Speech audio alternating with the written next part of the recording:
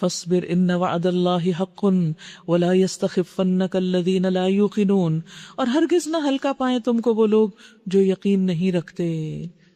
تو اس سے کیا پتہ چلتا ہے کہ فتنوں کے دور میں، تکلیفوں کے دور میں انسان کو صبر سے کام لینا چاہیے، اور ایسے وقت میں صبر کرنا عام دنوں کے مقابلے میں 50 گنا زیادہ اجر رکھتا ہے۔ رسول اللہ صلی اللہ علیہ وسلم نے فرمایا، تمہارے بعد والا زمانہ صبر آزما ہوگا، اس وقت حق کو تھامنے والے کو تمہارے 50 آدمیوں کے اجر کے برابر ثواب ملے گا۔ یعنی جتنے مشکل حالات ہوتے ہیں، جتنی زیادہ بڑی تکلیف ہوتی ہے، اتنا ہی اجر بڑا ہوتا ہے۔ سورۃ لقمان۔ سورۃ لقمان مکی سورت ہے۔ بسم اللہ الرحمن الرحیم۔ الف لام میم تلک آیات الکتاب الحکیم ہدی ورحمۃ للمحسنین الذین یقیمون الصلاة ویؤتون الزکاة وہم بالآخرۃ ہم یوقنون۔ شروع کرتی ہوں اللہ کے نام سے جو بے انتہا مہربان نہایت رحم فرمانے والا ہے۔ الف لام میم، یہ کتاب حکیم کی آیات ہیں، ہدایت اور رحمت نیکوکار لوگوں کے لیے۔ یعنی یہ کتاب ہدایت بھی دیتی ہے اور رحمت کا باعث بھی ہے۔ کن کے لیے؟ محسنین کے لیے۔ کون ہے محسن؟ الذین یقیمون الصلاۃ، وہ جو نماز قائم کرتے ہیں، ویؤتون الزکاۃ، جو زکوٰۃ دیتے ہیں، وہم بالآخرۃ ہم یوقنون، اور وہ آخرت پر یقین رکھتے ہیں۔ یہ صفات ہوتی ہے محسنین کی، نیکوکار لوگوں کی۔ اور اس کے علاوہ احسان میں رشتہ داروں کے ساتھ، والدین کے ساتھ، ضرورت مندوں کے ساتھ احسان کرنا آتا ہے۔ پھر نیکیاں کرنے والے اور برائیوں سے بچنے والے محسن کہلاتے ہیں۔ پھر اللہ کی عبادت بہت خلوص کے ساتھ اور خشوع و خضوع کے ساتھ کرنے والے، اس طرح کہ گویا اللہ تعالیٰ کو دیکھ رہے ہوں، وہ بھی محسن ہوتے ہیں۔ یعنی نماز کی اقامت میں صرف ڈیوٹی پوری کرنا ہی نہیں بلکہ اس کا حق ادا کرتے ہوئے ادا کرتے ہیں۔ اولئک علی ھدی من ربہم، یہی لوگ اپنے رب کی طرف سے آئی ہوئی ہدایت پر ہیں۔ واولئک ھم المفلحون، اور یہی لوگ دراصل فلاح پانے والے ہیں۔ ومن الناس من یشتری لہو الحدیث لیضل عن سبیل اللہ، اور انسانوں میں سے کوئی ایسا بھی ہے جو کلام دل فریب خرید کر لاتا ہے تاکہ لوگوں کو اللہ کے راستے سے علم کے بغیر بھٹکا دے، بغیر علم، وَيَتَّخِذَهَا هُزُوًا، اور اس راستے کی دعوت کو مذاق میں اڑا دے۔ اولئک لہم عذاب مہین، ایسے لوگوں کے لیے سخت ذلیل کرنے والا عذاب ہے۔ یہ کس کے لیے ذلت کا عذاب بتایا جا رہا ہے؟ اس شخص کے لیے جو لہو الحدیث خریدتا ہے۔ اور یہ لہو الحدیث کیا ہے؟ لہو الحدیث سے مراد غنا ہے، گانا بجانا، ایسی کہانیاں، ایسے قصے، ایسی چیزیں کہ جو انسان کو اپنے اندر اتنا انوالو کر لیں، اتنا مشغول کر لیں کہ انسان قرآن سے کوئی دلچسپی نہ لے اور کسی نیکی اور خیر اور بھلائی کے کام سے اس کو کوئی سروکار نہ ہو۔ تو فرمایا کہ لوگوں میں سے کچھ ایسے ہیں جو خرید کے لاتے ہیں، یعنی اپنے پیسے لگا کے لاتے ہیں۔ اشارہ تو ایک خاص شخص کی طرف ہے لیکن حکم عام ہے۔ آج بھی آپ دیکھیں کہ بہت سے لوگ اس کے لیے جو مختلف آلات خریدتے ہیں وہ کتنے کتنے مہنگے ہوتے ہیں، اور جو مختلف ڈاؤن لوڈز ہوتی ہیں ان کے لیے بھی کتنی پیمنٹ کرنے کو تیار ہوتے ہیں تاکہ اپنے من پسند گانے سنتے رہیں، اور فضول اور بعض اوقات لچر اور بیہودہ قسم کی گفتگو دن رات سنے چلے جاتے ہیں۔ ایسی تمام چیزوں سے کیوں روکا گیا؟ تو اس لیے کیونکہ یہ انسان کو اللہ کی یاد سے غافل کر دیتے ہیں۔ اور ویسے بھی ہمارے دین میں اس کی حرمت ہے۔ اس کے بارے میں، غنا کے بارے میں حضرت ابن عباس نے کہا وَمِنَ النَّاسِ مَن يَشْتَرِي لَهْوَ الْحَدِيثِ، کہ اس سے مراد غنا اور اس سے ملتی جلتی باتیں، یعنی خواہ وہ غنا یعنی گانا بجانا اور اس سے ملتی جلتی جو بھی چیزیں ہیں جن کی طرف انسان اٹریکٹ ہوتا ہے اور جو انسان کو اپنے اندر اتنا گم کر لیتی ہیں کہ پھر انسان اپنے فرائض تک کو بھول جاتا ہے۔ رسول اللہ صلی اللہ علیہ وسلم نے فرمایا 2 آوازیں دنیا اور آخرت میں ملعون ہیں جن پہ لعنت کی گئی، خوشی کے موقع پر گانا بجانا اور مصیبت کے موقع پر جزا فضا کرنا، چیخ و پکار کرنا۔ تو جو شخص ان کو خرید لاتا ہے تاکہ لوگوں کو اللہ کے راستے سے علم کے بغیر بھٹکا دے، یعنی وہ ان کو ان میں اتنا انوالو کرتا ہے کہ ان کو علم حاصل کرنے سے کوئی دلچسپی نہیں رہتی، اور اس طرح وہ دنیا کے اندر اتنا مشغول ہو جاتا ہے اور دین سے اتنا دور ہو جاتا ہے کہ پھر اس کو نہ اپنی دنیا کی فکر رہتی ہے اور نہ اپنی آخرت کی فکر رہتی ہے۔ وَيَتَّخِذَهَا هُزُوًا، یہ انڈر لائن کرے اس آیت کو کہ انسان جب بہت زیادہ میوزک اور اس طرح کی چیزوں میں انوالو ہوتا ہے تو پھر دین کی بات مذاق میں اڑا دیتا ہے. جب اس کے سامنے کوئی سنجیدہ سے سنجیدہ آیت بھی رکھی جائے, اس کو کوئی نبی صلی اللہ علیہ وسلم کی بات بتائی جائے, تو وہ اس کو ایک جوک کے طور پر اس کا کوئی مذاق بنا کے اس کو اڑا دیتا ہے. اس کے اوپر کان نہیں دھرتا, سنجیدگی کے ساتھ نہیں اس کو لیتا, سیریسلی نہیں لیتا اس کو. اولئک لہم عذاب مہین, ایسے لوگوں کے لیے دردناک عذاب ہے. جب اسے ہماری آیات سنائی جاتی ہیں تو وہ بڑے گھمنڈ کے ساتھ اس طرح رخ پھیر لیتا ہے گویا اس نے سنا ہی نہیں. یعنی قرآن سننے سے خاص طور پر اس کو بیزاری ہو جاتی کہ اس کو مت لگاؤ, کیونکہ قرآن جو ہے شیطان کو دور کرتا, ریپیل کرتا ہے, دھکیلتا ہے, اور جو اس کے اندر کے شیطان اس کے اوپر پنجے گاڑے ہوئے ہوتا ہے وہ اس کو پھر پوری طرح اپنے کنٹرول میں کر لیتا ہے اور قرآن کو بند کرا دیتا ہے. لیکن ان چیزوں کو وہ شخص نہیں چھوڑ سکتا. تو وہ بڑے گھمنڈ کے ساتھ اس طرح رخ پھیر لیتا ہے گویا اس نے سنا ہی نہیں. اس کے کان بہرے ہیں. اچھا خوشخبری سنا دو اسے ایک دردناک عذاب کی. البتہ جو لوگ ایمان لے آئیں اور نیک عمل کریں ان کے لیے نعمت بھری جنتیں ہیں جن میں وہ ہمیشہ رہیں گے. یہ اللہ کا پختہ وعدہ ہے اور وہ زبردست اور حکیم ہے. اور پھر جنت کا میوزک وہ تو کسی نے سنا ہی نہیں, اور یہ انہی کے لیے ہوگا جو دنیا میں اس سے پرہیز کریں گے. وَهُوَ الْعَزِيزُ الْحَكِيمُ, اور وہ زبردست اور حکیم ہے. خَلَقَ السَّمَاوَاتِ بِغَيْرِ عَمَدٍ تَرَوْنَهَا وَأَلْقَى فِي الْأَرْضِ رَوَاسِيَ أَن تَمِيدَ بِكُمْ وَبَثَّ فِيهَا مِن كُلِّ دَابَّةٍ. اس نے آسمانوں کو پیدا کیا بغیر ستونوں کے جو تم کو نظر آئیں. اس نے زمین میں پہاڑ جما دیے تاکہ وہ تمہیں لے کر ڈھلک نہ جائے. یعنی پہاڑ کیلوں کی طرح ہے زمین پر, تاکہ زمین کا اوپر کا حصہ کرسٹ جو ہے وہ ادھر ادھر ڈھیلا نہ ہو جائے اور لوگوں کو لے کے لڑک نہ جائے. اس نے ہر طرح کے جانور زمین میں پھیلا دیے اور آسمان سے پانی برسایا اور زمین میں قسم قسم کی عمدہ چیزیں اگا دیں. یہ تو ہے اللہ کی تخلیق. اب ذرا مجھے دکھاؤ ان دوسروں نے کیا پیدا کیا.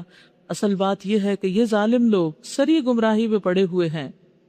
وَلَقَدْ آتَيْنَا لُقْمَانَ الْحِكْمَةَ أَنِ اشْكُرْ لِلَّهِ, ہم نے لقمان کو حکمت عطا کی تھی کہ اللہ کے شکر گزار بنو.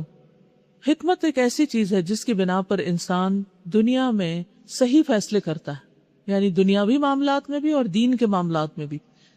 رائٹ ٹائم پر رائٹ ڈیسیژن. بہت سے لوگوں کے پاس علم ہوتا ہے, حکمت نہیں ہوتی. اب کیا ہوتا ہے, صرف علم ہوتا ہے, انہیں یہ تو پتا ہوتا ہے کہ ٹھیک ہے اور یہ غلط ہے, لیکن جب ان کے سامنے وہ سچویشن آتی ہے تو وہ اس میں فیل ہو جاتے ہیں. وہ رائٹ کو اس وقت رائٹ نہیں کہہ پاتے, رانگ کو رانگ نہیں کہہ پاتے, یا رائٹ کو اختیار نہیں کرتے اور رانگ کو ریجیکٹ نہیں کرتے, کیونکہ علم کے بنا پر وہ فیصلہ نہیں کر پائے. اس کے لیے حکمت چاہیے تھی, ڈیسیژن پاور اور وزڈم, کہ ہاں کس موقع پر کتنا کیا کرنا ہے. اور یہ وزڈم جو ہے یہ انسان کو زندگی کے سارے کاموں کے لیے چاہیے ہوتی ہے, حتیٰ کہ کھانا پکانے کے لیے بھی. اور مثلاً کھانا آپ جتنا مرضی اچھا پکا لیں, اگر نمک زیادہ کر دیں تو کیا ہوگا, کم کر دیں تو کیا ہوگا. اور ایسا کیوں ہوتا ہے؟ کیونکہ انسان نے وزڈم سے کام نہیں لیا ہوتا کہ جتنا سٹف ہے اس کے اندر مجھے کتنا ڈالنا چاہیے. تو اگر اس کا اندازہ غلط ہو جاتا ہے تو اس کا مطلب حکمت کی کمی ہے, سمجھ کی کمی ہے. تو پھر غلط اندازوں کے ساتھ جب لوگ زندگی بسر کرتے ہیں تو دنیا میں بھی سفر کرتے ہیں اور آخرت میں بھی. تو اس لیے ہمیشہ اپنے لیے حکمت مانگا کریں. اور قرآن مجید میں آتا ہے وَمَن يُؤْتَ الْحِكْمَةَ فَقَدْ أُوتِيَ خَيْرًا كَثِيرًا, جس کو حکمت دی گئی وہ بہت بڑی بھلائی دیا گیا, اس کو تو سب کچھ ہی مل گیا. اور جس کے اندر حکمت ہوتی ہے اس کا سب سے پہلا فعل کیا ہوتا ہے, اس کی پرسنالٹی میں سب سے زیادہ کیا چیز غالب ہوتی ہے؟ شکر. انشکر للہ, کہ اللہ کا شکر ادا کرو, کیونکہ وہ رائٹ ڈیسیژن لے رہا ہے نا ہر موقع پر, کہ اس کو پتا ہے کہ یہ تکلیف بھی میرے لیے بھلائی کے باعث ہے. وَمَن يَشْكُرْ فَإِنَّمَا يَشْكُرُ لِنَفْسِهِ, اور جو شکر ادا کرتا ہے وہ اپنے ہی فائدے کے لیے کرتا ہے, کیونکہ مومن کے لیے شکر کرنے میں خیر ہی خیر ہے. وہ صرف نعمت کے ملنے پر شکر نہیں کرتا, وہ تکلیف کے آنے پر بھی بعضوں کا شکر کرتا ہے, کیونکہ اس سے بھی اس کو کوئی بھلائی نصیب ہو جاتی ہے, اس سے بھی وہ کوئی سبق سیکھتا ہے. وَمَن كَفَرَ فَإِنَّ اللَّهَ غَنِيٌّ حَمِيدٌ, اور جو ناشکری کرے تو اللہ بے نیاز ہے, تعریف والا ہے. یعنی اللہ تعالیٰ بار بار قرآن مجید میں شکر کرنے کی بات کرتے ہیں, تو یوں لگتا ہے جیسے نعوذ باللہ کہ اللہ تعالیٰ کا فائدہ ہو. نہیں, اللہ کا کوئی فائدہ نہیں ہے, فائدہ ہمارا اپنا ہے. اس کے لیے تو زمین و آسمان کی ہر چیز تسبیح کر رہی اور شکر گزار ہے. اگر ہماری زبانوں نے یا دل نے شکر نہیں ادا کیا تو اللہ تعالیٰ کا کوئی نقصان نہیں اس میں. وَإِذْ قَالَ لُقْمَانُ لِابْنِهِ وَهُوَ يَعِظُهُ يَا بُنَيَّ لَا تُشْرِكْ بِاللَّهِ. اب آپ دیکھیے کہ لقمان حکیم کی حکمت بھری باتیں کیا ہیں. ان میں سب سے پہلے شرک سے بچنے کی تلقین ہے۔ یاد کرو جب لقمان اپنے بیٹے کو نصیحت کر رہا تھا تو اس نے کہا بیٹا اللہ کے ساتھ کسی کو شریک نہیں کرنا ہے، اور یہ نصیحتیں سب ماں باپ کو اپنی اولاد کو کرنی چاہیے۔ ان الشرک لظلم عظیم، حق یہ ہے کہ شرک بہت بڑا ظلم ہے۔ ظلم کہتی کسی کا حق مارنے کو، یعنی جب ہم اللہ کے ساتھ کسی اور کو پارٹنر قرار دیتے ہیں تو دراصل اللہ کا حق مارتے ہیں۔ عبادت اور معبود ہونا صرف اللہ کا حق ہے، ہم نے کسی اور کو بھی قرار دے دیا، بہت بڑا ظلم کیا، بہت بڑا پاپ کمایا۔ اور پھر اس کے بعد وَوَصَّيْنَا الْإِنسَانَ بِوَالِدَيْهِ، اور یہ حقیقت ہے کہ ہم نے انسان کو اپنے والدین کا حق پہچاننے کی خود تاکید کی ہے، یعنی شرک کے بعد والدین کے ساتھ اچھا سلوک۔ اچھا، شرک کے بارے میں یہاں تک آتا ہے کہ ابو درداء کہتے ہیں کہ رسول اللہ صلی اللہ علیہ وسلم نے مجھے وصیت فرمائی کہ اللہ کے ساتھ شریک نہ ٹھہرانا، خواہ تمہیں ٹکڑے ٹکڑے کر دیا جائے پھر بھی شرک نہ کرنا، خواہ تمہیں جلا دیا جائے، یعنی اگر تمہارے جسم کے کوئی پیسز کر دے پھر بھی شرک نہ کرنا، کیونکہ یہ تکلیف تو ختم ہو جائے گی لیکن آگے کی تکلیف بہت بڑی ہے۔ اور اسی طرح اگر کوئی تمہیں اٹھا کے آگ میں پھینک دے، جیسے ابراہیم علیہ السلام کو پھینک دیا گیا تھا، تو آگ میں جانا گوارا کر لینا لیکن شرک نہ کرنا، کیونکہ یہ آگ تو بجھ جائے گی، ٹھنڈی ہو جائے گی، لیکن جہنم کی آگ کبھی بھی نہیں بجھے گی، کیونکہ شرک تو جہنم میں لے جانے کا باعث ہے۔ رسول اللہ صلی اللہ علیہ وسلم نے فرمایا جو شخص اس حال میں مرے کہ کسی کو اللہ کا شریک ٹھہراتا تھا تو وہ جہنم میں جائے گا، یعنی جس نے بھی اللہ کے علاوہ کسی اور کو معبود بنایا ہو اس کا ٹھکانہ پھر آگ ہے۔ اس کے بعد والدین کے ساتھ نیک سلوک۔ حملتہ امہ وہنا علی وہن، اس کی ماں نے ذوق پر ذوق اٹھا کر اسے اپنے پیٹ میں رکھا، یعنی ایک کے بعد ایک ویکنس آئی اس پر، اور 2 سال اس کے دودھ چھوٹنے میں لگے، مزید ویکنس۔ اسی لیے ہم نے اس کو نصیحت کی کہ میرا شکر کرو اور اپنے والدین کا شکر بجا لاؤ، انشکر لی ولوالدیک۔ اب امی ابا کی خدمت جاری ہے، روز کانشیسلی اپنے کرنے کے کاموں میں ڈال لیں جو آپ نے ان کا کرنا ہے، کچھ میری ہی طرف تجھے پلٹنا ہے، لیکن اگر وہ تجھ پہ دباؤ ڈالے کہ میرے ساتھ تو کسی ایسے کو شریک کرے جسے تو نہیں جانتا، تو ان کی بات ہرگز نہ مان، دنیا میں ان کے ساتھ نیک برتاؤ کرتا رہے، مگر پیروی اس شخص کے راستے کی کر جس نے میری طرف رجوع کیا، پھر تم سب کو پلٹنا میری ہی طرف ہے، اس وقت میں تمہیں بتا دوں گا کہ تم کیسے عمل کرتے رہے ہو۔ اب یہاں پر اگرچہ والدین کے ساتھ حسن سلوک کا حکم ہے، لیکن اگر والدین بھی غلط کام کرنے کو کہیں تو نہیں ماننا چاہیے بات۔ یہ آیت سعد بن ابی وقاص کے بارے میں اتری تھی کہ جن کی والدہ نے قسم کھا لی تھی کہ میں کچھ کھاؤں گی نہیں پیوں گی نہیں جب تک تم واپس شرک میں نہیں پلٹتے، تو پریشان ہو کر نبی صلی اللہ علیہ وسلم کے پاس آئے اور انہوں نے کہا کہ کیا حکم ہے میرے لیے، تو آپ نے فرمایا کہ نہیں، تم ان کی بات نہیں مانو گے۔ یعنی ویسے والدین کے ساتھ اچھا سلوک کیا جائے، لیکن اگر وہ کہیں شرک کرو کفر کرو تو پھر نہیں، کسی بھی غیر معروف کام میں نہیں، کیونکہ ان کی والدہ نے کہا تھا کہ جب تک تم محمد صلی اللہ علیہ وسلم کا ساتھ نہیں چھوڑو گے میں کچھ کھاؤں پیوں گی نہیں۔ تو اللہ تعالیٰ نے یہ آیت اتاری اور ساتھ فرمایا وَصَاحِبْهُمَا فِي الدُّنْيَا مَعْرُوفًا، دنیا میں ان کے ساتھ اچھا سلوک کرتے رہو، اچھی طرح ان کے ساتھ زندگی بسر کرتے رہو، یعنی اگر وہ تمہارے ساتھ برا بھی کریں تو تمہیں آگے سے برا جواب نہیں دینا، تم پھر بھی اچھا ہی جواب دو گے، اچھی طرح پیش آؤ گے، صرف اس بات کو نہیں مانو گے جہاں وہ تمہیں غلط کام کے لیے کہیں گے۔ حتیٰ کہ اگر والدین مشرک بھی ہوں، نافرمان بھی ہوں، پھر بھی کیا حکم ہے ان کے ساتھ اچھا سلوک کرنے کا، پھر بھی اچھا سلوک کرنے۔ اس سلسلے میں حضرت اسماء بنت ابی بکر کا واقعہ آتا ہے، جن کی والدہ مشرکہ تھی، وہ مدینہ میں اپنی بیٹی کے پاس کچھ مدد لینے کے لیے آئیں، تو وہ نبی صلی اللہ علیہ وسلم کے پاس آئیں مسئلہ پوچھنے کے لیے کہ میری والدہ کچھ مالی تعاون کی امید سے آئی ہیں، تو کیا میں اپنی ماں کے ساتھ اچھا سلوک کروں؟ تو آپ نے فرمایا سلی امہ کی، اپنی والدہ کے ساتھ صلہ رحمی کرو۔ اس سے ہمیں صلہ رحمی کا مطلب بھی سمجھ آتا ہے کہ رشتہ داروں کو کچھ مالی مدد دینا، کچھ دینا دلانا، کیونکہ انہوں نے کیا فرمایا تھا؟ سلی امہ کی، صلہ رحمی کرو اپنی ماں کے ساتھ۔ یعنی عام طور پر جب ہم پڑھتے ہیں نا صلہ رحمی ہمیں سمجھ نہیں آتی کرنا کیا ہے، اب کریں کیا؟ تو یہ ہے صلہ رحمی، کہ آپ دیکھیں کہ کون سے آپ کے رشتہ دار ایسے ہیں جو مالی حیثیت میں آپ سے کم ہیں، تو آپ ان کو گفٹ کی شکل میں، مدد کی شکل میں کچھ نہ کچھ دیتے رہیں وقتاً فوقتاً۔ ویسے بھی تحفے تحائف کے لین دین میں آپس میں محبت بڑھتی ہے، لیکن اگر رشتہ داروں کی طرف سے کچھ بھی نہ ملے تو پھر بھی دیں، کیونکہ آپ کس کے لیے دے رہے ہیں؟ اپنے رب کے لیے دے رہے ہیں، اللہ کے لیے دے رہے ہیں۔ وَاتَّبِعْ سَبِيلَ مَنْ أَنَابَ إِلَيَّ ثُمَّ إِلَيَّ مَرْجِعُكُمْ فَأُنَبِّئُكُمْ بِمَا كُنْتُمْ تَعْمَلُونَ۔ مگر پیروی اس شخص کے راستے کی کر جس نے میری طرف رجوع کیا، پھر تم سب کو پلٹنا میری ہی طرف ہے، اس وقت میں تمہیں بتا دوں گا کہ تم کیسے عمل کرتے رہے ہو۔ یعنی آخرت میں سارے اعمال سامنے آ جائیں گے۔ اور لقمان نے کہا کہ بیٹا، کوئی چیز رائی کے دانے برابر بھی ہو، کسی چٹان میں ہو یا آسمانوں میں یا زمین میں کہیں بھی چھپی ہوئی ہو، اللہ اسے نکال لائے گا۔ پوری دنیا کی قوتیں ملیشین ایئر لائن کا کو ریکور نہیں کر سکی، لیکن اللہ سبحانہ وتعالیٰ ایک رائی کے دانے جتنی چیز بھی کوئی کہیں بھی گما دے، چھپا دے، مٹی میں ملا دے، اللہ اس کو بھی نکال لائے گا۔ اللہ کے لیے کچھ بھی مشکل نہیں، خواہ کوئی آسمانوں میں رکھ دے چھپا کے یا زمین میں، ہر جگہ سے وہ نکال لے گا، کیونکہ زمین و آسمان پر اللہ ہی کا کنٹرول ہے۔ اور یاد رکھیے کہ رائی کے دانے کو چھوٹا نہ سمجھیں، کیونکہ ایک اور حدیث میں رائی کے دانے کے برابر بھی اگر تکبر ہو تو انسان جنت میں نہیں جائے گا۔ رائی کا دانہ ہماری نگاہوں میں چھوٹا ہے، لیکن حقیقت میں بہت بڑا ہے، اس کا بھی ایک وزن ہے، اور اعمال نامے میں بھی وہ تول لیا جائے گا۔ وہ باریک بین اور باخبر ہے۔ بیٹا، نماز قائم کر اور نیکی کا حکم دے، بدی سے منع کر، جو مصیبت بھی پڑے اس پر صبر کر۔ کتنی پیاری نصیحتیں ہیں اپنے بچوں کو۔ یعنی اس میں صرف نماز اور روزے کی بات نہیں کی گئی، بلکہ امر بالمعروف اور نہی عن المنکر کی بھی ہے، یہ کام بھی کرو۔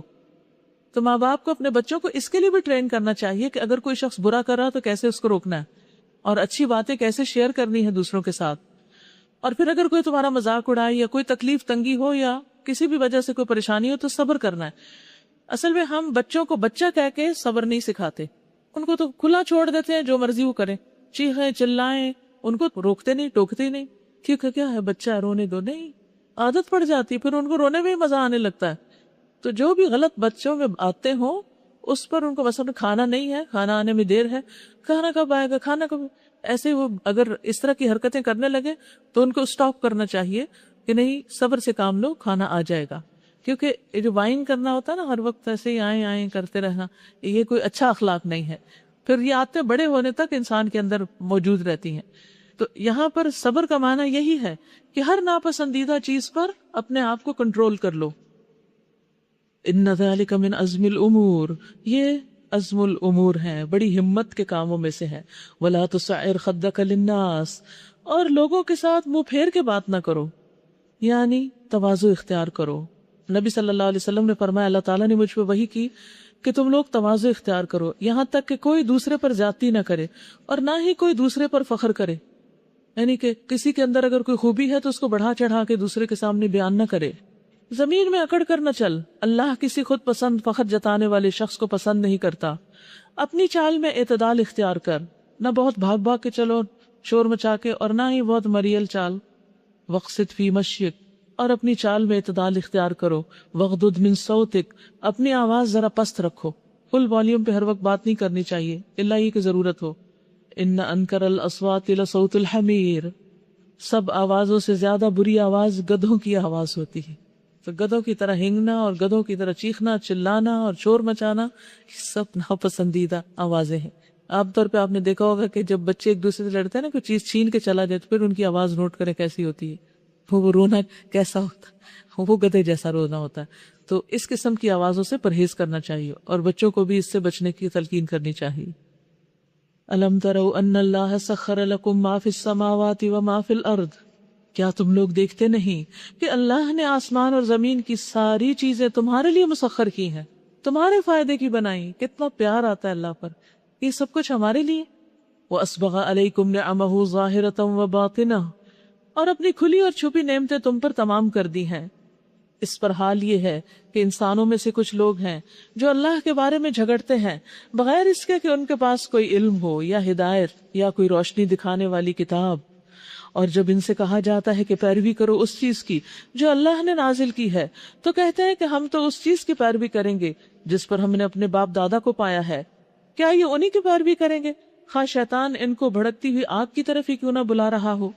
وَمَن يُسْلِمْ وَجْهَهُ إِلَى اللَّهِ وَهُوَ مُحْسِنٌ فَقَدِ اسْتَمْسَكَ بِالْعُرْوَةِ الْوُثْقَى وَإِلَى اللَّهِ عَاقِبَةُ الْأُمُورِ، جو شخص اپنے آپ کو اللہ کے حوالے کر دے کہ اللہ تعالیٰ میں آپ کی سب باتیں ماننے کو تیار ہوں، اور عملاً وہ نیک ہو، یعنی پھر صرف زبان سے نہیں حوالے کرے، عمل سے بھی حوالے کرے، تو وہ ایسا ہے، اس کو ایک مضبوط کڑا مل جاتا ہے، مضبوط سہارا مل جاتا ہے۔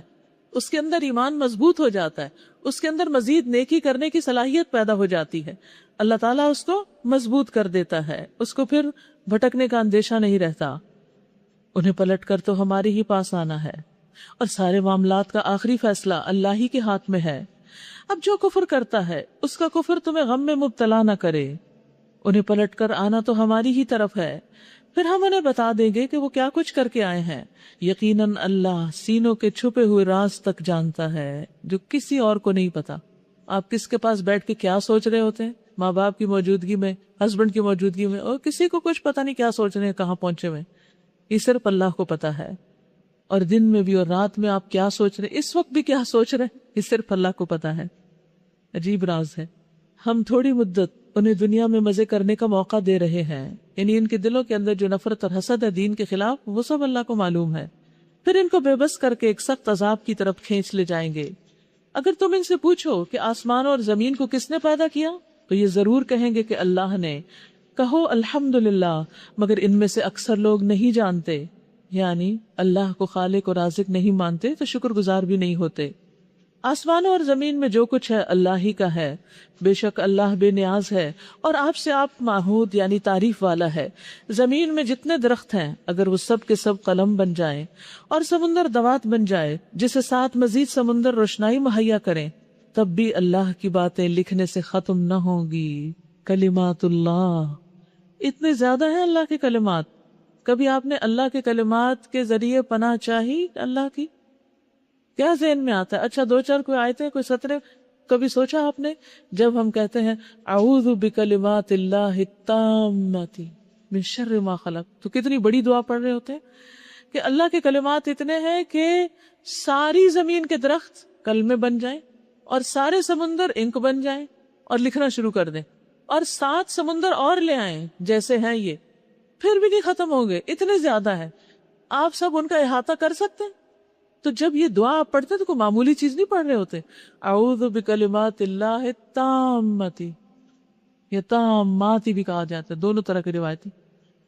سارے کے سارے کلمات جن کی کوئی انتہائی نہیں، ان سب کے ذریعے میں اللہ کی پناہ چاہتا ہوں کہ اللہ تو مجھے اپنی حفاظت میں لے۔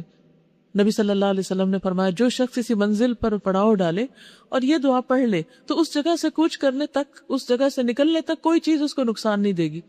مثلاً آپ کسی بلڈنگ میں داخل ہوئے ہیں، آپ سفر کرتے ہوئے کسی شہر میں کسی ہوٹل میں ٹھہرے ہیں، تو وہاں اترتے ہی یہ دعا پڑھ لیں 3 بار، کوئی چیز نقصان نہیں دے گی، ہر چیز کی حفاظت ہوگی، جان مال امان میں۔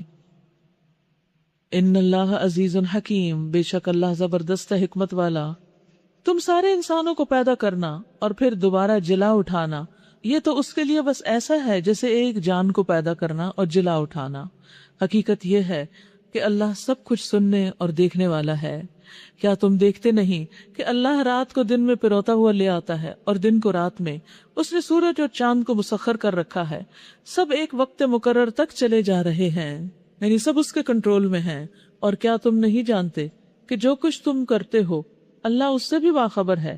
یہ سب کچھ اس وجہ سے ہے کہ اللہ ہی حق ہے اور اسے چھوڑ کر جن دوسری چیزوں کو یہ لوگ پکارتے ہیں وہ سب باطل ہیں، اور اس وجہ سے کہ اللہ ہی بزرگ و برتر ہے۔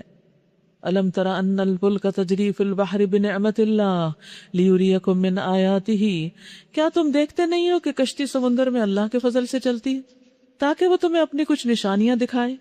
در حقیقت اس میں بہت سی نشانیاں ہیں ہر اس شخص کے لیے جو صبر اور شکر کرنے والا ہو۔ اور جب سمندر میں ان لوگوں پر ایک موج سائبانوں کی طرح چھا جاتی ہے تو یہ اللہ کو پکارتے ہیں اپنے دین کو بالکل اللہ کے لیے خالص کر کے، پھر جب وہ بچا کر انہیں خشکی تک پہنچا دیتا ہے تو ان میں سے کوئی تو درمیانی راہ اختیار کرتا ہے اور ہماری نشانیوں کا انکار نہیں کرتا، مگر ہر وہ شخص جو غدار اور ناشکرا ہے۔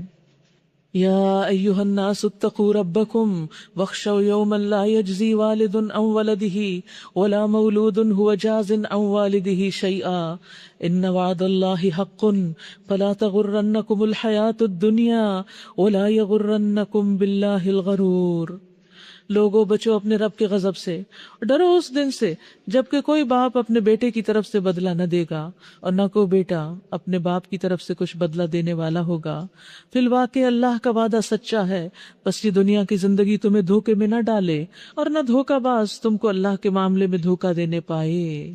دنیا کی حقیقت بتائی جا رہی ہے کہ دنیا بظاہر سرسبز، شاداب اور میٹھی ہے، لیکن حقیقت میں یہ ایک آزمائش ہے، اس لیے کوئی بھی اس سے دھوکہ نہ کھائے۔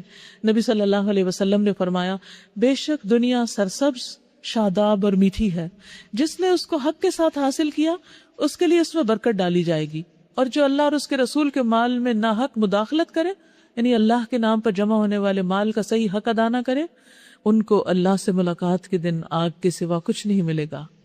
لہٰذا کسی بھی طرح کا مال، اس کی لالچ انسان کو اللہ کا حق نہ بھلا دے، یعنی اس میں چوری، غصب، غبن، کوئی ایسا کام نہ کرے کہ انسان کو آگے آگ دیکھنی پڑے۔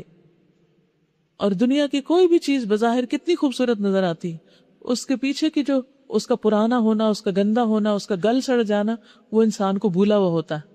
آپ دیکھیں کہ پھول جب وہ کھلتے ہیں تو کتنے خوبصورت ہوتے ہیں، اگر صرف ایک دن گزر جائے اور اس کے بعد وہ وہاں پر آپ اس کو دیکھیں تو اس کا کیا حال ہوتا ہے۔ ایک دن دیکھ دیکھ کر آپ نے حال ہو رہے ہوتے اور اچھی خوشبو ان سے آ رہی تھی، لیکن دوسرے دن گلے سڑے پڑے ہوتے۔ ایسے ہی انسان کتنا بھی خوبصورت ہو، مر کے گل سڑ جاتا ہے۔ کتنا بھی لذیذ کھانا آپ کھا لیں، انجام کیا ہوتا ہے۔ رسول اللہ صلی اللہ علیہ وسلم نے فرمایا، ابن آدم کا کھانا دنیا کی مثال قرار دیا گیا، اس کو کتنا ہی ذائقے دار بنا لو، پھر دیکھو اس کا انجام کیا ہوتا ہے۔ یہ ہے دنیا کا انجام۔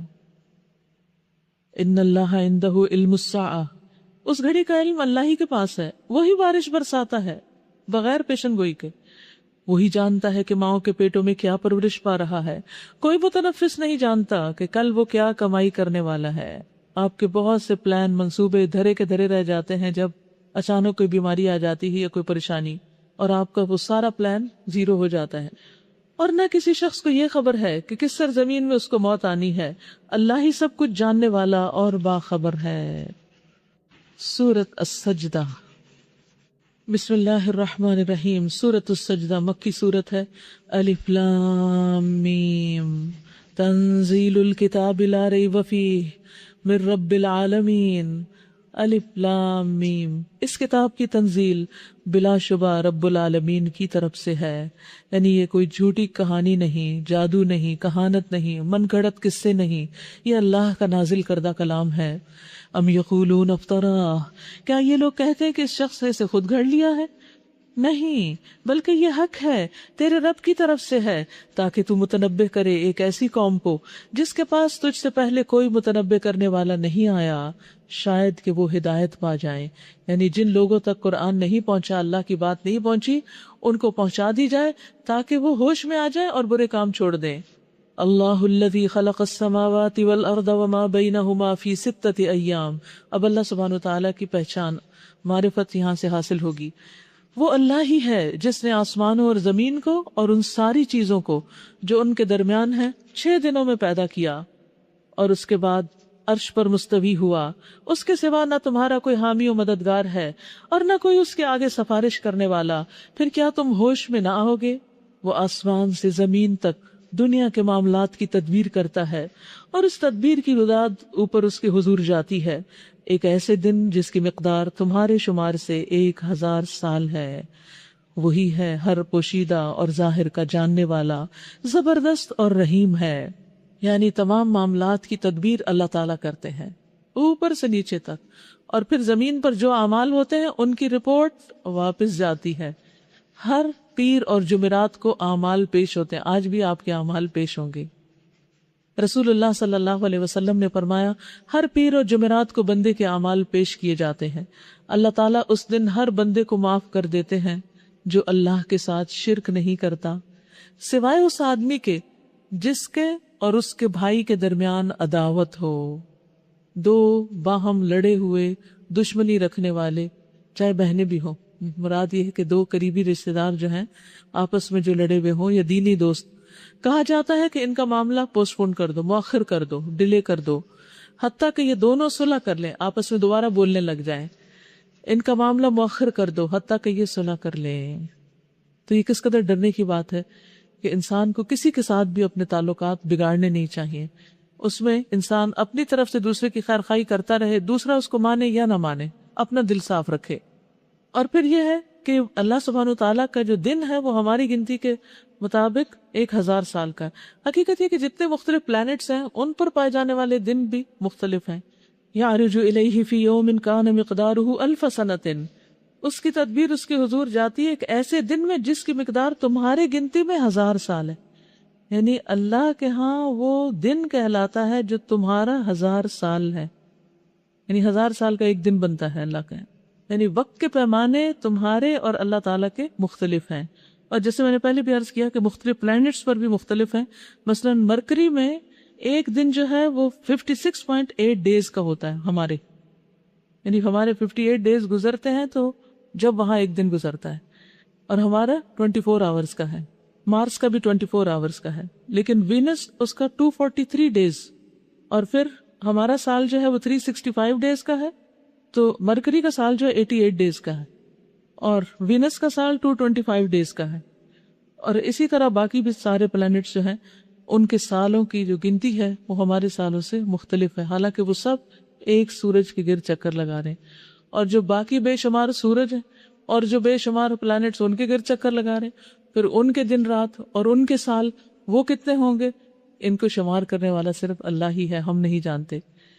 تو کہنے کا مطلب یہ ہے کہ وہ کہتے تھے کہ جلدی سزا کیوں نہیں آ جاتی، عذاب کیوں نہیں آ جاتا. وہ کہتا آ جائے گا لیکن ابھی ٹائم نہیں ہوا. اب یہ دیکھیے کہ 1000 سال جب یوں لگتا ہے تو کوئی 1000 سال بھی جی کے دنیا سے جائے تو وہ کیا کہے گا کہ میں تو ایک دن رہ کر آیا ہوں. الذی احسن کل شیء خلقہ وبدأ خلق الانسان من طین ثم جعل نسلہ من سلالة من ماء مہین. وہ جس نے جو چیز بھی بنائی خوب بنائی، اس نے انسان کی تخلیق کی ابتدا گارے سے کی، پھر اس کی نسل ایک ایسے سط سے چلائی جو حقیر پانی کی طرح کا ہے، پھر اس کو نک سک سے درست کیا اور اس کے اندر اپنی روح پھونک دی، اور تم کو کان دیے، آنکھیں دی اور دل دیے، تم لوگ کم ہی شکر گزار ہوتے ہو.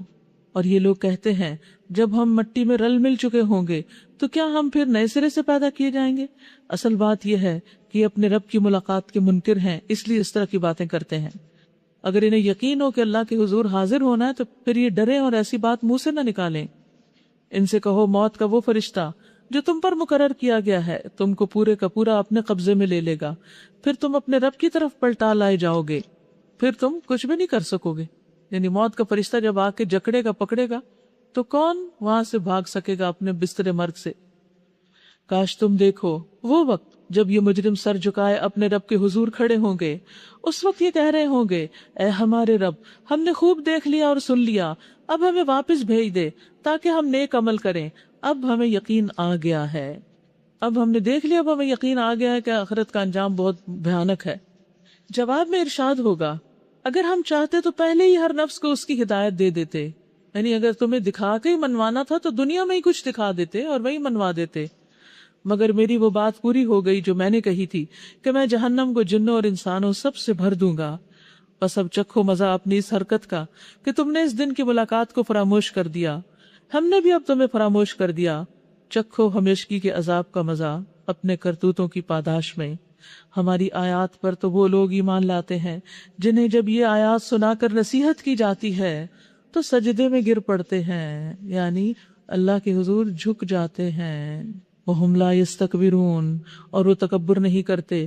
اور سجدے کی دعا سجد وجهي للذي خلقه وشق سمعه وبصره بحوله وقوته فتبارك الله احسن الخالقين.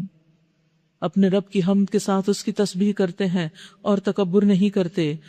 تتجافى جنوبهم عن المضاجع، ان کی پیٹھیں بستروں سے الگ رہتی ہیں، ان کے پشت بستر سے الگ رہتی ہے. اپنے رب کو خوف اور طمع کے ساتھ پکارتے ہیں، خوب خوب دعائیں کرتے ہیں. دیکھیے بعض اوقات انسان تھکا ہوا ہوتا ہے نا اور دماغ چلا ہوا ہوتا ہے رات کی نیند کم ہونے کی وجہ سے، تو یہ یاد نہیں آتا کیا دعا مانگنی. تو اس کیفیت کا بھی علاج کر کے رکھیے.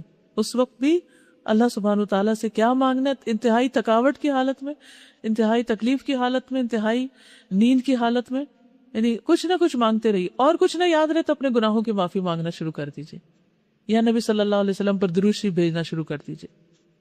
یدعون ربہم خوفا وطمعا، وہ اپنے رب کو خوف اور طمع کے ساتھ پکارتے ہیں، اور جو کچھ رزق ہم نے انہیں دیا ہے اس میں سے خرچ کرتے ہیں، صدقہ صدقہ صدقہ۔ پھر جیسا کچھ آنکھوں کی ٹھنڈک کا سامان ان کے اعمال کی جزا میں ان کے لیے چھپا کر رکھا گیا ہے، اس کی کسی بھی شخص کو خبر ہی نہیں۔ یعنی جو نعمتیں اللہ نے ان کے لیے تیار کی ہیں، ایسے لوگ جو اپنی نیندیں قربان کر کے عبادت کرتے ہیں، ان کے لیے کیا انعام ہے وہ کسی کو نہیں معلوم۔ نبی صلی اللہ علیہ وسلم نے فرمایا، اللہ عز و جل نے فرمایا، میں نے اپنے نیک بندوں کے لیے ایسی ایسی چیزیں تیار کر رکھی ہیں جنہیں نہ کسی آنکھ نے دیکھا اور نہ ہی کسی کان نے سنا اور نہ ہی کسی انسان کے دل پر ان کا خیال گزرا۔ یہ اللہ نے ذخیرہ کیا ہوا ہے، اور کیا شان ہے ان کی جن کی اللہ نے تمہیں اطلاع دے رکھی ہے۔ رسول اللہ صلی اللہ علیہ وسلم نے فرمایا، موسیٰ علیہ السلام نے ایک مرتبہ اپنے رب سے پوچھا کہ جنت والوں میں سب سے کم درجہ کس کا ہوگا، سب سے چھوٹا جنتی کون سا ہے؟ اللہ تعالیٰ نے فرمایا وہ ایک ایسا آدمی ہوگا جو ساری جنتیوں کے جنت میں داخل ہونے کے بعد جنت میں جائے گا، آخری the last one۔ اس آدمی سے کہا جائے گا کہ جاؤ جنت میں داخل ہو جاؤ۔ وہ عرض کرے گا کہ میں کیسے جاؤں؟ سب لوگوں نے تو اپنے اپنی جگہ لے لی ہے اور سب کچھ وہ تو جیسے پنجابی کہتے ہیں مل چکے ہیں، تو اب میرے لیے کیا بچا، میں تو سب سے آخری رہ گیا ہوں۔ پھر اللہ تعالیٰ اس آدمی سے فرمائیں گے، کیا تو اس بات پر راضی ہے کہ تجھے اتنا ملک دیا جائے جتنا دنیا کے بادشاہوں میں سے کسی کے پاس تھا؟ پوری امریکہ کی لینڈ دے دی جائے تمہیں۔ وہ کہے گا میرے رب میں راضی۔ اللہ تعالیٰ سے فرمائیں گے، جاؤ اتنا ہم نے تجھے اور بھی دے دیا، اتنا تو اتنا اور دے دیا اور دے دیا اور دے دیا اور دے دیا، 5 گنا زیادہ دے دیا۔ وہ آدمی کہے گا میں راضی ہو گیا، میں خوش ہوں۔ اے میرے رب، اللہ تعالیٰ فرمائیں گے یہ بھی لے لو اور اس کا 10 گنا بھی لے لو۔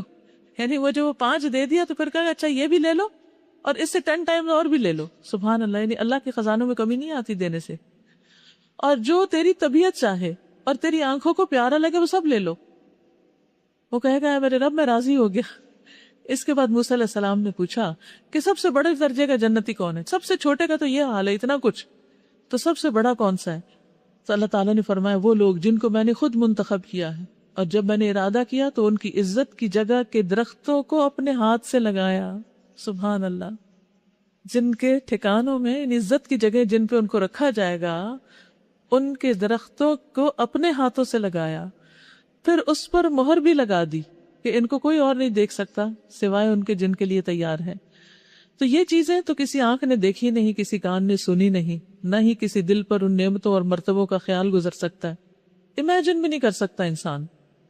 اور اس چیز کی تصدیق اللہ تعالیٰ کی کتاب میں ہے، فَلَا تَعْلَمُ نَفْسٌ مَا أُخْفِيَ لَهُم مِّن قُرَّةِ أَعْيُنٍ جَزَاءً بِمَا كَانُوا يَعْمَلُونَ۔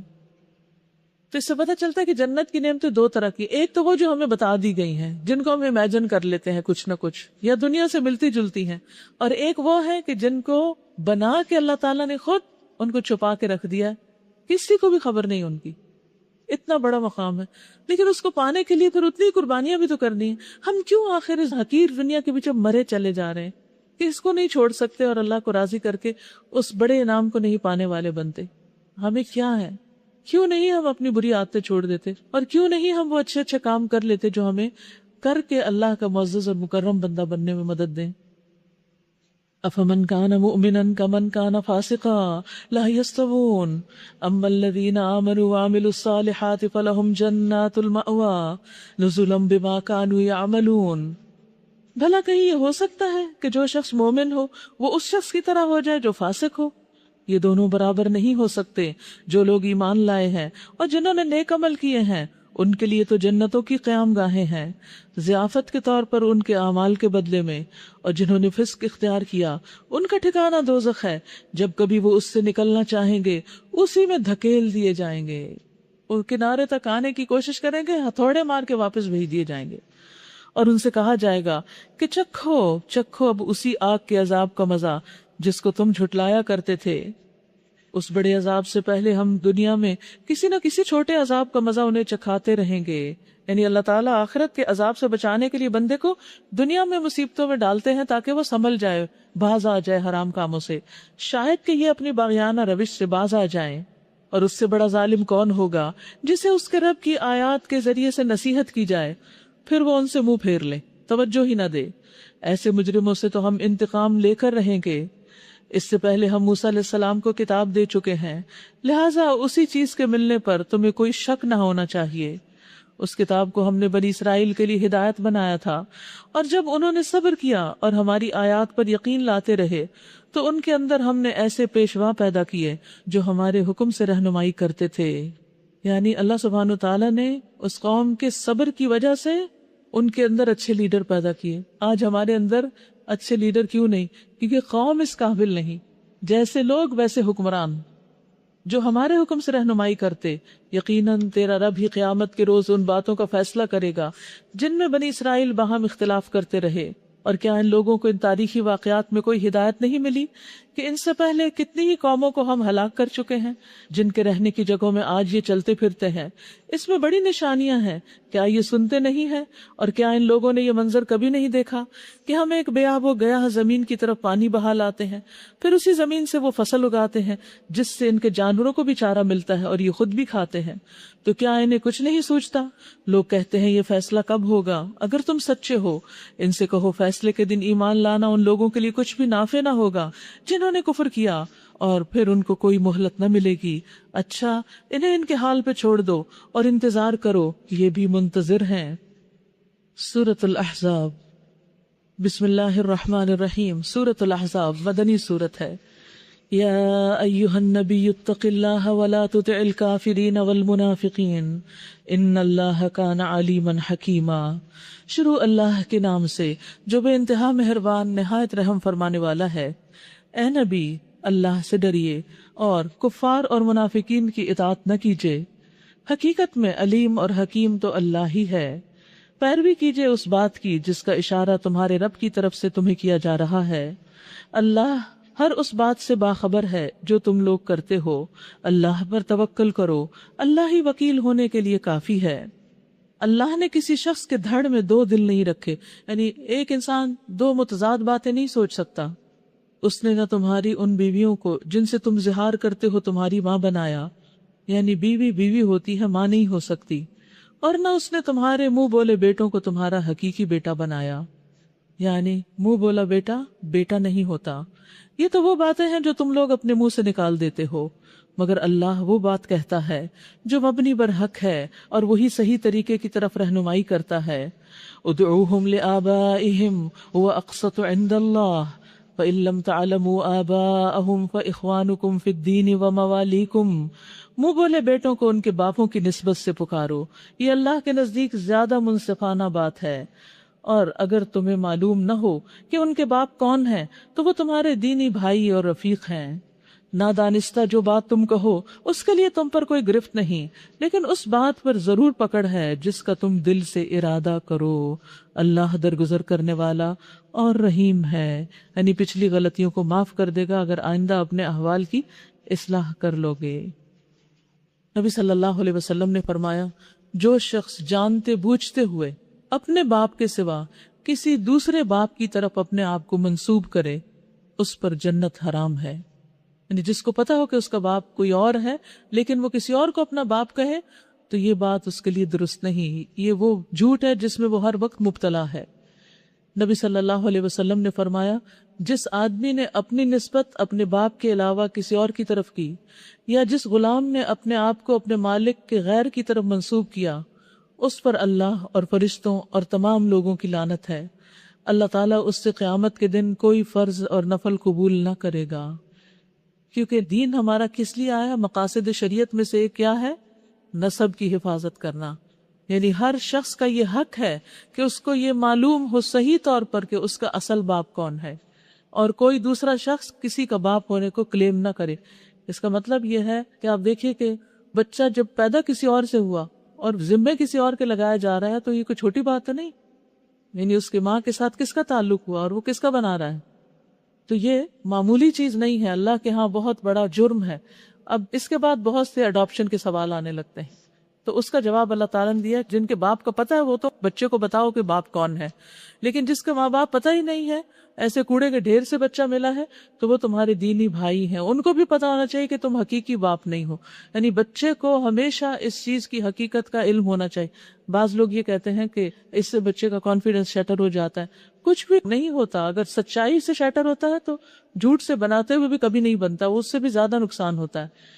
اس صورت میں انسان کو آسان طریقے سے بچپن سے ہی بتا دینا چاہیے، ورنہ بڑے ہو کر بھی کانفیڈنس میں لے کے حقیقت حال کھول کے بتا دینی چاہیے. وقتی طور پہ صدمہ ضرور ہوگا، لیکن پھر اس کے بعد اس کا علاج ہو جائے گا. لیکن جب کسی کو پتا چلتا ہے کہ اس کو چیٹ کیا گیا، دھوکہ دیا گیا، تو وہ صدمہ کہیں زیادہ ہوتا ہے. اور سب سے بڑی بات یہ کہ اللہ نے حکم نہیں دیا ایسا کرنے کا، تو نہیں کرنا چاہیے. بلا شبہ نبی صلی اللہ علیہ وسلم تو اہل ایمان کے لیے ان کی اپنی ذات پر مقدم ہیں، اور نبی کی بیویاں ان کی مائیں ہیں، مگر اللہ کی کتاب کی روح سے عام مومنین اور مہاجرین کی بنسبت رشتہ دار ایک دوسرے کے زیادہ حقدار ہیں. البتہ اپنے رفیقوں کے ساتھ تم کوئی بھلائی کرنا چاہو تو کر سکتے ہو، یہ حکم کتاب الہی میں لکھا ہوا ہے. اور اے نبی صلی اللہ علیہ وسلم، یاد رکھو اس عہد و پیمان کو جو ہم نے سب پیغمبروں سے لیا، تم سے بھی، اور نوح اور ابراہیم اور موسیٰ اور عیسیٰ ابن مریم علیہ السلام سے بھی.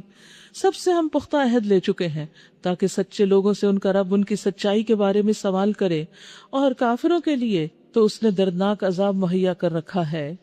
یا ایھا الذین آمنوا اذکروا نعمت اللہ علیکم اذ جاءتکم جنود فارسلنا علیہم ریحا وجنودا لم تروها وکان اللہ بما تعملون بصیرا. اے لوگوں جو ایمان لائے ہو، یاد کرو اللہ کے اس احسان کو جو ابھی ابھی اس نے تم پر کیا، جب لشکر تم پر چڑھ آئے تھے. اشارہ ہے جنگ احزاب کی طرف یا جنگ خندق کی طرف، جب سارے کفار نے ایکا کر کے مسلمانوں کو چاروں طرف سے گھیر لیا، تو ہم نے ان پر ایک ایسی سخت آندھی بھیج دی اور ایسی فوجیں روانہ کی جو تم کو نظر نہ آتی تھی. یعنی کس طرح اللہ نے تمہاری مدد کی جبکہ پوری دنیا ان کے خلاف اکٹھی ہو گئی تھی.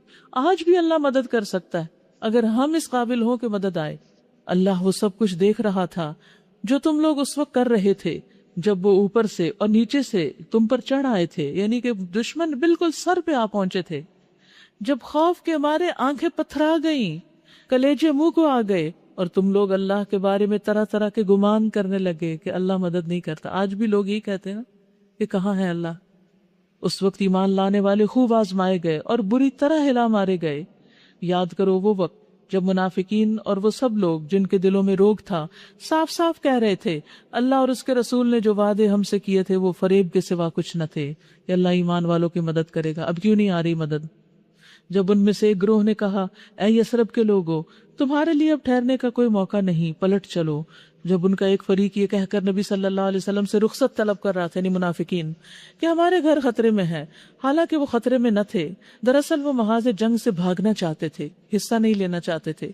اگر شہر کے اطراف سے دشمن گھس آئے ہوتے اور اس وقت انہیں فتنے کی طرف دعوت دی جاتی، یعنی لڑائی کی طرف دعوت دی جاتی مسلمانوں کے خلاف لڑنے کے لیے، تو اس میں جا پڑتے اور مشکل سے ہی انہیں شریک فتنہ ہونے میں کوئی تعامل ہوتا. ان لوگوں نے اس سے پہلے اللہ سے عہد کیا تھا کہ یہ پیٹ نہ پھیریں گے، اور اللہ سے کیے ہوئے عہد کی تو باز پرس ہونی ہی تھی.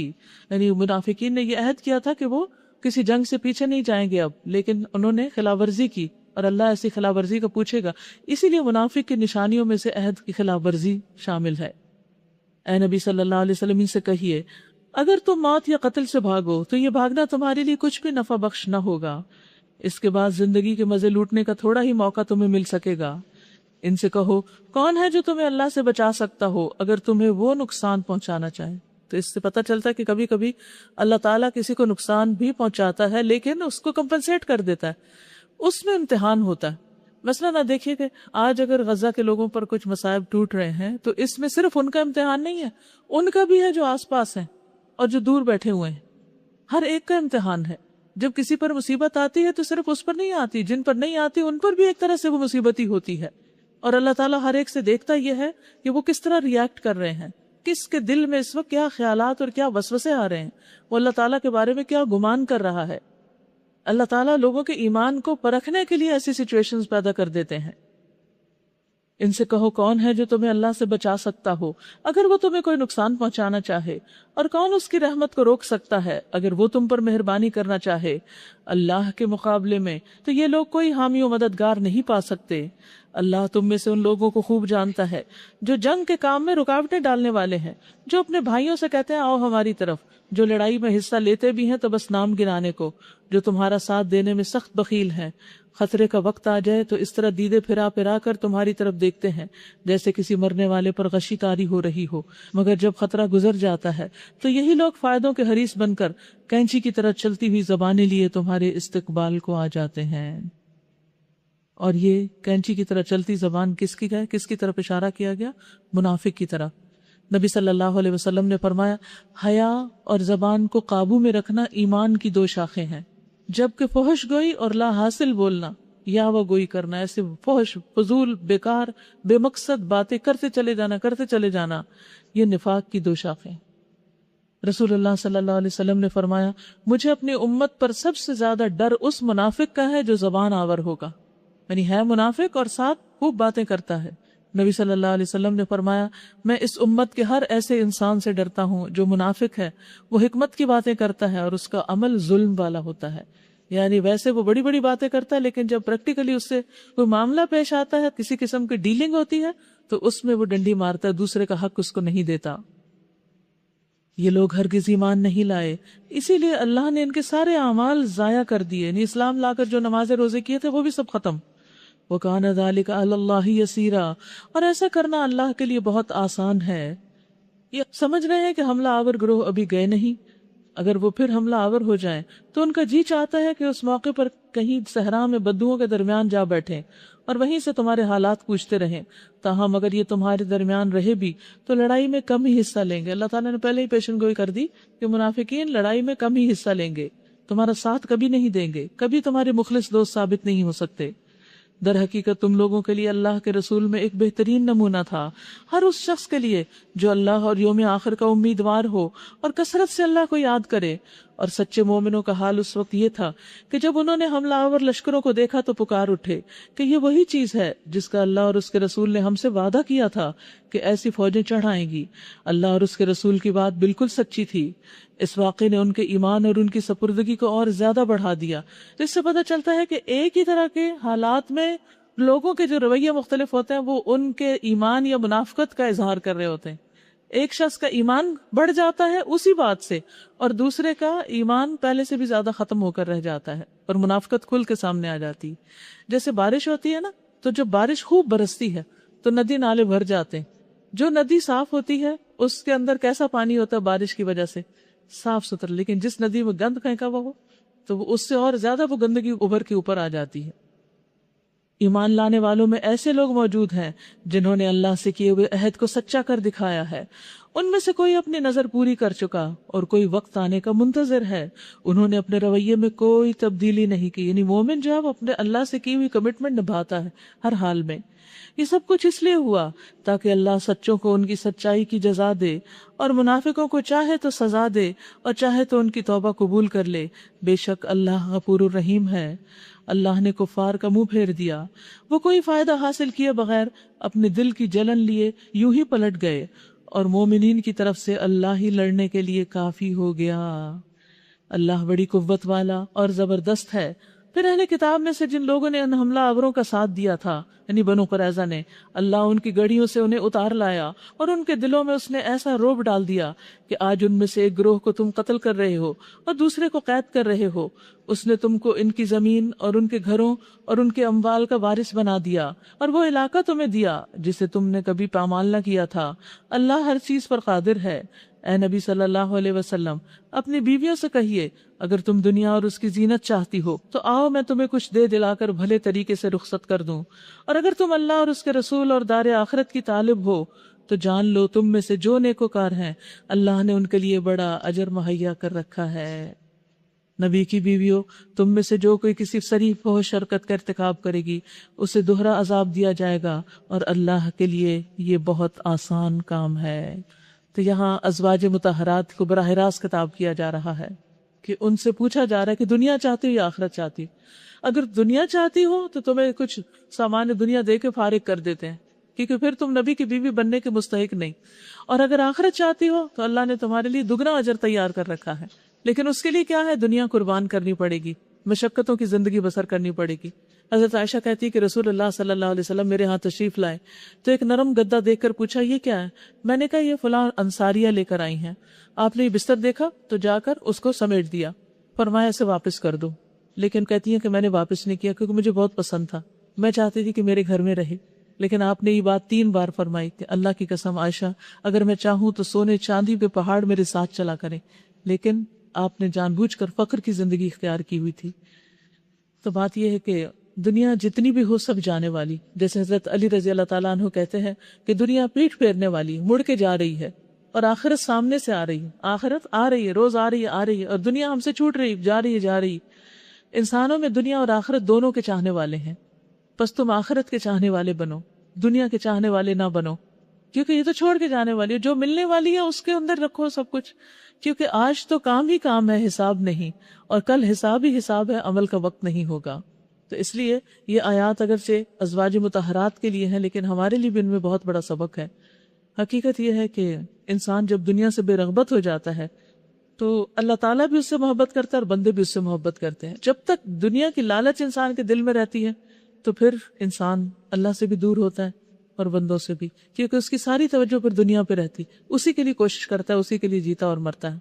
خاص طور پر جن لوگوں کو دین کا کام کرنا ہوتا ہے انہیں اپنی زندگی کو زیادہ سے زیادہ سمپل بنانے کی کوشش کرنا چاہیے تاکہ کم وقت لگے دنیا کے کام کرنے میں، اور اس طریقے پہ ہر چیز کو آرگنائز کریں کہ دنیا کے کام جو ضرورت ہے انسان کی، جن سے انسان فارغ نہیں ہو سکتا، ان کو ایسے انداز میں کرے کہ وہ بہت تھوڑے وقت میں مکمل ہو جائیں، اور باقی وقت جو بھی بچے وہ زیادہ سے زیادہ اللہ کی عبادت اور اللہ کے دین کی خدمت، تعلیم، تبلیغ، نشر و اشاعت میں صرف کرے. وآخر دعوانا ان الحمدللہ رب العالمین. یہ کچھ نئے پوسٹرز آگے ہیں، ان میں احادیث ہیں اور ان کو پبلک پلیسز پر لگانے کے لیے بنایا گیا ہے، اور جو لوگ لگوانا چاہیں وہ اپنے نام ریسیپشن پہ لکھوا دیں اپنے نمبر کے ساتھ، اور جو لوگ سپانسر کرنا چاہیں وہ الگ باکس میں اپنا حصہ ڈال دیں. تو اب کیا ہوگا کہ جو لوگ سپانسر پر یہ لے جا کے لگانے کا کام کریں وہ فری میں پھر لے جا سکیں گے، اور جن لوگوں نے سپانسر کرنا ہوگا ان کے پیسوں سے نکال کر یہ سیل کرتے جائیں گے. اس میں خاص طور پر صدقہ سے متعلق احادیث ہیں، یہ نیا ہے بالکل. یہ احادیث دراصل ریمائنڈر ہیں تاکہ ہم زیادہ سے زیادہ اللہ تعالیٰ کی اطاعت کر سکیں. بھول جائیں تو یہ ہمیں یاد دلائیں. تو اپنے گھروں کی ڈیکوریشن اور اپنے بازاروں کی اور جس بھی جگہ کی آپ کرنا چاہیں اس کے لیے بہترین چیز ہے. سبحانک اللہم و بحمدک اشہد ان لا الہ الا انت استغفرک و اتوب الیک. السلام علیکم و رحمۃ اللہ وبرکاتہ.